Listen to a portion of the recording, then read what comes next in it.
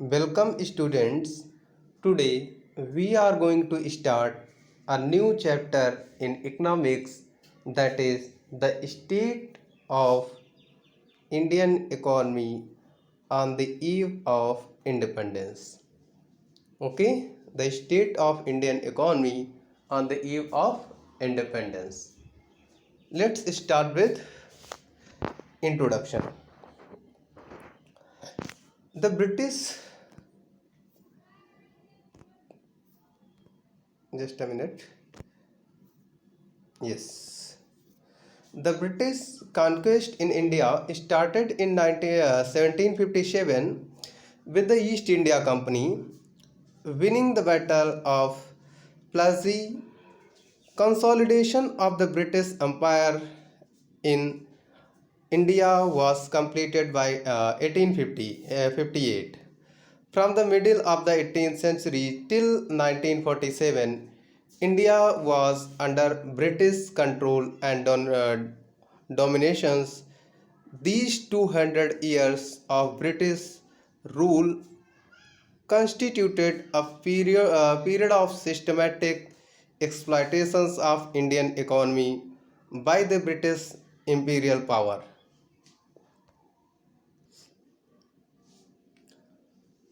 So, as all you know that Britishers ruled on India for 200 years, and finally India became independent in 1947. In this chapter, basically we will talk about how India's economy was when the Britishers were ruling before India's independence. Okay, that time Indian economy was heavily exploited by the Britishers for 200 years. So, what was the result of which? What was the result of which? The Indian economy has become a poor one and backward and stagnant economy. Okay, now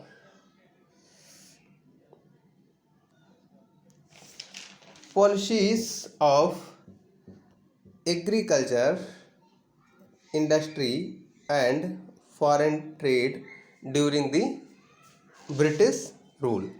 The British government pursued various policies over a period of 2 centuries of its English rule, Britishers rule in India to exploit the Indian economy. The main policies of colonial exploitations were as discussed. So now we are going to see that when the Britishers were doing rule, then how was Indian agricultural policy, how was the Indian industrial policy, and we are going to see about how to the foreign trade was. Okay, so when Britishers ruled for 200 years, so many policies have been made. When Britishers rule 200 years, many policies have been made, make many rules also, out of which we will going to discuss one rule, that is new land tenure system. New land tenure system. Okay, so during the pre-British period, land belonged to the peasants, cultivators. Zamindar was the merely revenue farmers. The British introduced the permanent land settlement in 1793 by the terminating the earlier land system.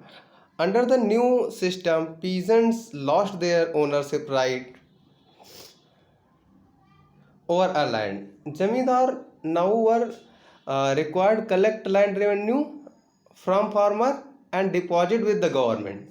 They acted as intermediary in the sense that they collect land revenue from the cultivators in the form of rent and kept a part of as short payment for collection and fixed amount paid to the British government.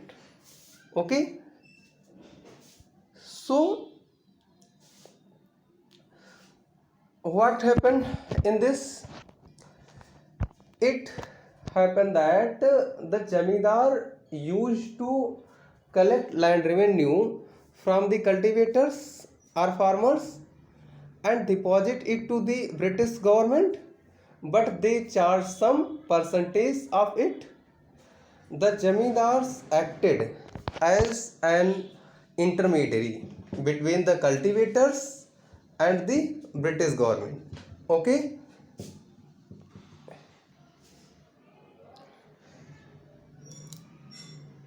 and in the absence of any Jamidar, land rent fixed under this government were excessive. Further, the demand for increasing because of increasing population of land due to decline the handicraft sector. Landlords could therefore charge rent and thereby exploit by the cultivator. So cultivators were increasing, due to which the demand for land was also increasing, due to which British government was increasing the rate of tax on land. Okay, the British government increasing the rate of tax on land. Ultimately, the farmer was being exploited because British government charge high rate of tax on land, plus Jimidar also charge a commission. Yes, so ultimate farmers are exploited. And one more thing, that no one, zamidar neither zamidar nor British government focusing on improving the agriculture. No one can focus, no one focus no one was focusing on improving the agriculture. Okay, neither government, British government, nor zamidar. So productivity of agriculture was also not good. After paying so much tax on it, very little was left with the farmer, in which the farmer used to spend the cost of growing and harvesting and so on, है ना. It was going to difficult to do for a farmers. Yes,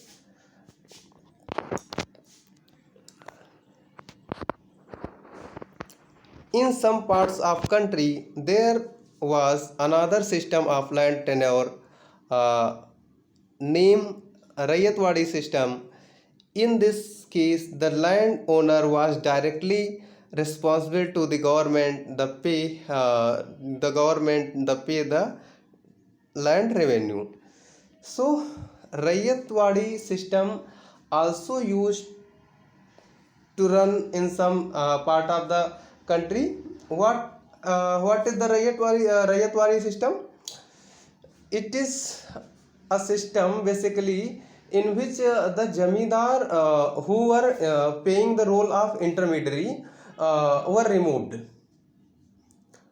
The cultivators or farmers himself could have paid the tax directly to the British government. Means role of intermediary eliminated. Okay, so okay, now new defects. The new land tenure system suffered many serious defects. First one is, so some defects also there. Now we are going to talk about the defects of new land tenure system.